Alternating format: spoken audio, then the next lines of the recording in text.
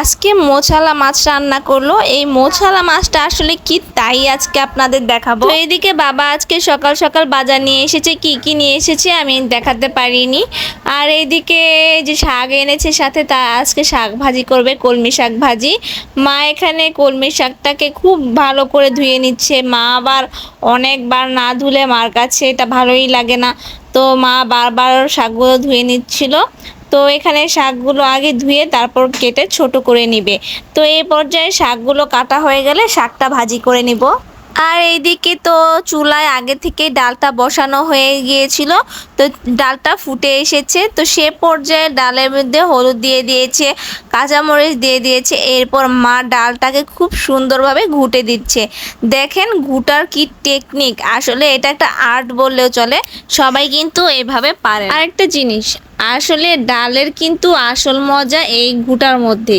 যত ভালোভাবে ডালটাকে ঘুটা হবে ততই কিন্তু ডালের স্বাদটা দ্বিগুণ পরিমাণে বেড়ে যাবে। তো এখানে ডাল ঘুটা হয়ে গিয়েছে, এখন ডালের মধ্যে একে একে টমেটো দিয়ে দিচ্ছে।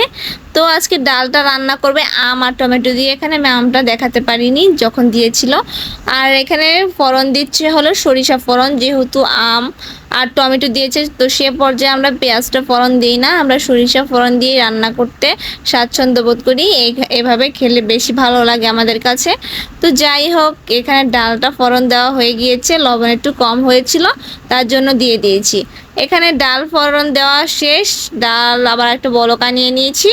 এখানে শাকটাও বসিয়ে দিয়েছি, শাকটা এখন সিদ্ধ হয়ে আসলে এরপর শাকটা সম্বার দিয়ে নামিয়ে নিব। তো শাক আর মোছালা মাছ রান্না করেছে আজকে। যাই হোক, মোছালা মাছটা কি সেটা আমি দেখাতে পারিনি, কারণ বাবুকে খাওয়াতে চলে গিয়েছিলাম আর ভিডিও করা হয়নি। তো মোছালা মাছ হলো একটা কি জানি একটা মাছ বলে, সেই মাছটা আর কি আবার অনেকে বলে মোছালা মাছ। সেই মাছটা খেতে খুবই মজা আর কি, সেটা টমেটো আর আলু দিয়ে রান্না করেছিল। তো এখানে বিকেলে খাওয়া দাওয়া করে একটু ঘুমিয়েছিলাম, তারপর মানে মশার জন্য ঘুমাতে পারিনি, প্রচুর পরিমাণে দিনের বেলাও মশা। এরপর ছাদে গিয়েছিলাম, তো ছাদে গিয়ে বসেছিলাম। এই যে এদিকে দেখলাম একটু চাঁদও উঠেছে, বিকেলের সময় চাঁদ দেখতে ভালোই লাগে। তো আর এদিকে খুব বাতাস ছিল, এই যে গাছগাছালিগুলো নাড়াচাড়া করছিল, আলোটা ভালোই লাগছিল, খুব সুন্দর একটা মিষ্টি আলো দিচ্ছিল। মানে সন্ধ্যা হয়ে যাবে এরকম সময় তো। আর পাখিরা আনাগোনা করছিল, একের পর এক পাখি যাওয়া আসা করছিল, আকাশে উড়ে বেড়াচ্ছিল, দেখে আর কি খুবই ভালো লাগছিল। আর এইদিকে তো কবুতরের যেই আহাজারি, মানে দেখে তো আমি টাসকি লেগে গিয়েছে, ভাবলাম আপনাদের সাথেও একটু শেয়ার করি। এদিকে কবুতর সন্ধ্যা হয়ে গিয়েছিল তাই বাসায় ঢুকছিল, তো একটা কবুতর ঢুকতে চাচ্ছিল আর কবুতরটা ঢুকতে